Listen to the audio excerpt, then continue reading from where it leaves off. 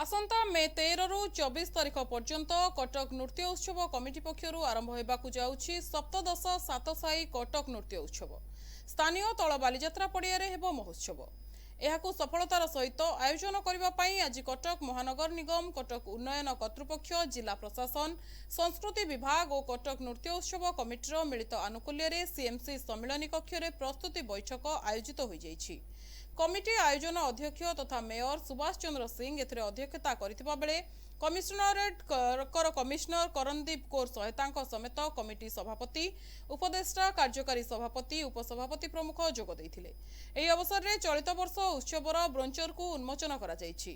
सहरर सांस्कृतिक वैभव को आगकू नेबारे एही उत्सव गुरुत्वपूर्ण भूमिका ग्रहण करिछि। नाच गीत सांगकू रोगक्लिष्ट को सहायता जोगाई एही कमिटी समस्तक मध्यरे भिन्न भिन्न वार्ता प्रदान करिछि। सीएमसी तथा सबु विभाग पक्षरु एही अभियान को आगकू नेबारे समस्त प्रकार सहयोग करा जिवो बोली मेयर और कमिशनर मत दैछन्ति। भाई महोत्सव तार 17तम होछि। तार बिगिनिंग जेतबे हैला सेतबेटू आमे संपर्क अछु। कटकर गोटा गर्व गौरवर जगह, कला संस्कृतिर सहर। एठी माने 12टा पाखापाखि राज्यर सांस्कृतिक टीम जोग दौरान एठी गोटे रीतिमत गोटे मंच, जो मंच रे ओडिशार जो बेस्ट आर्टिस्ट मान सब अछंती बा युव आर्टिस्ट मान अछंती समय सुजोग पाइबे गोटा मंच। आ 12टा माने पाखापाखि 18-19 टीम अछि, मोर देन 12 स्टेट ओडिशा को छाड़ी। एटा गोटे बहुत एनकरेजिंग एटमॉस्फियर एवं कैंसर रोगी अन्य पिला मान को ये सहायता जोगे दिया जाए। ओडिशार प्रत्येक स्तर बुद्धिजीवी जोग दियंती, डाक्तर प्रोफेसर आरंभ करी, आईन विचार विभाग टू आरंभ करी, प्रशासनिक अधिकारी टू आरंभ करी, राजनीतिक नेतृमंडली एवं सरकार शासन प्रशासन समस्ते एथिरे शामिल होती। आमे जहाँ 16 वर्ष धरी देखि आसु गोटे मंच रे शिल्पपति टू आरंभ करी सब प्रकार स्तर लोक एथिरे शामिल होतांती।